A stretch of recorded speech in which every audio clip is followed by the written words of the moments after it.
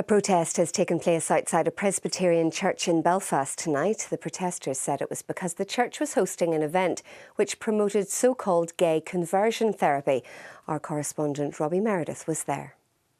No meeting of minds. There were extraordinary scenes outside Townsend Street Presbyterian Church in Belfast tonight as Christians behind a film called Once Gay, about a man who, as he put it, rejected unwanted same-sex desires, tried to come face to face with around 30 opponents outside, many from the LGBT community. The idea that people can change their sexual orientation or gender identity through some form of therapy has been discredited by all of the professional associations working in psychotherapy and mental health. None of them support it. They say it's deeply damaging, and the evidence is that it further exacerbates risk of poorer mental health and suicide amongst vulnerable people. The leader of the group behind tonight's event says they are not homophobic, but he does admit that they counsel people seeking to move away from homosexuality.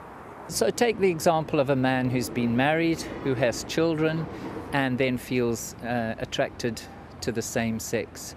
I feel that he needs to have the right and the freedom to seek help, and not simply to be told that this is who he is, and therefore he should simply affirm those feelings. That just doesn't satisfy some people.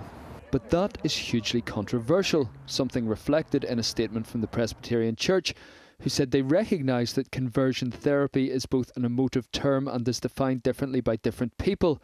They said no therapy of any kind should be undertaken against a person's will, but where a person chooses to seek help from a counsellor, then it's legitimate for such help to be provided. Later, only the width of a street again separated the two groups, but they were still poles apart. Robbie Meredith, BBC Newsline.